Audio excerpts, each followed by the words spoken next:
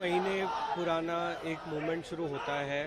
उसने आज अपने पूरे देश की जनरेशन को जगा दिया है। जेन ज़ी आज जाग चुका है। 33 दिन हो गए इस आंदोलन को शुरू हुए, लेकिन आप देखिए अभी भी जंतर मंतर खचाखच भरा हुआ है। हज़ारों की संख्या में लोग जंतर मंतर के बाहर है, लाखों की संख्या में देश भर में प्रदर्शन हो रहे हैं। तो ये आंदोलन की एक बहुत बड़ी सफलता है कि आपने पूरी जनरेशन को जगा दिया है, जो अब अपने हक के लिए लड़ रही है, अब बैठी नहीं है, अब डर नहीं रही है और आंख में आंख डालकर सवाल कर रही है। कल ऐसी चर्चाएं थी कि आप लोगों को मैसेज आया कि आ जाइए बात कर लीजिए, लेकिन संवाद नहीं हो पा रहा। क्यों? उनको बात करनी तो खुद आ जाए। हम तो गए थे 2 दिन पहले बात करने, हमारा टाइम वेस्ट कर दिया वहाँ पे नड्डा जी के घर पे। उनको बात करनी तो खुद आ जाए ना यहाँ पे जंतर मंतर। हमारा टाइम क्यों वेस्ट कर रहे हैं? हमारी तो डिमांड्स क्लियर है। धर्मेंद्र प्रधान का इस्तीफा चाहिए, तो या तो होगा या नहीं होगा, उसमें कुछ नेगोशिएशन नहीं है। तो आप 1.5 महीने से क्या विचार रहे हैं? मतलब कुछ इसमें विचारने लायक है क्या? या तो आप हटाएंगे या नहीं हटाएंगे।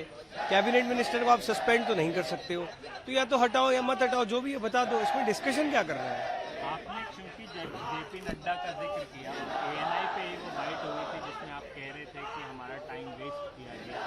आपने ये भी कहा था कि हमारे फ़ोन छीन लिए। अब इसी का प्रति उत्तर देते हुए जेपी नड्डा ने एक फ़ोटो डाली है और उसमें दिख रहा है कि आपके पास और जो है सौरभ के पास फ़ोन दिखाई दे रहे हैं। तो कहीं ना कहीं एक नहीं, इसमें कोई भी विरोधाभास नहीं है, क्योंकि हमने बहुत क्लियरली टाइमलाइंस भी बताई थी इवेंट्स की। देखिए हम लोग क्या है, पढ़े लिखे समझदार लोग हैं, लॉजिकल बात करते हैं, फालतू बकवास नहीं करते। 12 से 2 के बीच में हमारे फोन्स कॉन्फिस्केटेड थे। 2:15 बजे हमारी नड्डा जी से पहली मीटिंग हुई है, फर्स्ट राउंड ऑफ डिस्कशन हुआ है। 2:30 बजे हमारे फोन्स मिले हैं। 2:30 से 3, 3:30 हमें यहाँ का जो पूरा मैनेजमेंट है उसके लिए हमने कॉलिंग्स किया है, सारी मीडिया को अपडेट किया है क्या डिस्कशन चल रहा है। 4 बजे वापस एक रिटर्न ऑर्डर के साथ हम नड्डा जी से मिले। वहाँ पे उस समय हमारे पास फोन थे, ये हमने बहुत क्लियरली बोला भी है। हमने बोला है 12 से 2 के बीच में हमें फोन नहीं दिया गया था और वही ट्रू है। अब नड्डा जी अपना नैरेटिव फैलाना चाहते तो फैलाए, बट थोड़ी एनर्जी एक्चुअली मुद्दे एड्रेस करने में लगा देंगे तो हमें यहाँ बैठने की जरूरत नहीं पड़ेगी। सोनम वांगचुक उनकी परिस्थिति क्या है? वो उनके डिमांड्स भी आप मेरे को अगर बता पाएँ, क्योंकि जिससे भी कल कह रहे थे कि कुछ मुआवजों की भी बात करी जा रही है। देखिए सोनम जी की तबीयत ऑब्वियसली अब 26वां दिन है तो बहुत अच्छी नहीं है। वाइटल से स्टेबल है, लेकिन हेल्थ इज़ कंटिन्यूसली डिटोरिएटिंग। वो बहुत चिंतित है इस बात को लेके कि जिस तरह की पुलिस ब्रुटैलिटी हुई है वो वापस हो सकती है। तो इसलिए वो चाह रहे हैं कि अगर पुलिस ब्रुटैलिटी वापस ना हो तो हम लोग और जितने भी प्रोटेस्टर्स हैं उन पे केस करके उनको फंसाया ना जाए। तो वो इस चीज़ को लेके बहुत ज़्यादा परेशान है और हम लगातार उनसे अपील कर रहे हैं कि अपनी हंगर स्ट्राइक छोड़ दें।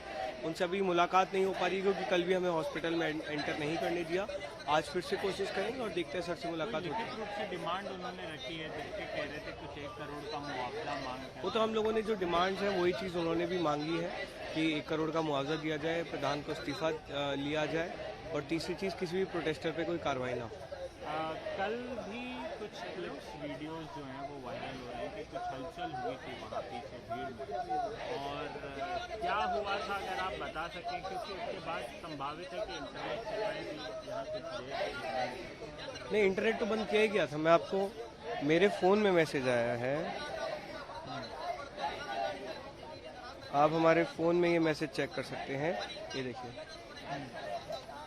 इंटरनेट कल 12:15 बजे रात का मैसेज है, आप चेक कर लीजिए। इसमें इंटरनेट बंद किया गया था, ये तो फैक्ट है।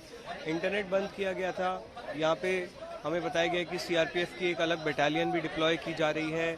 पुलिस लाठीचार्ज कर रही थी, आंसू गैस के भी गोले कल छोड़े गए हैं। तो ये लगातार ये चीज़ें हो रही हैं, लेकिन हम इन सब चीज़ों से डरने वाले नहीं हैं। हमने बहुत पहले से कह रखा है कि हम एक शांतिप्रिय आंदोलन कर रहे हैं, हम एक अच्छे एजेंडा के लिए बैठे हैं और यहाँ से नहीं हिलेंगे जब तक धर्मेंद्र प्रधान इस्तीफा नहीं देगा। एक ऑब्जर्वेशन है, संभावित ऐसे सारे प्रोटेस्ट में होता भी है। मैंने कई प्रोटेस्ट कवर किए, इसलिए मैं कह रही हूँ ऐसे माहौल में उपद्रवी बढ़ गए।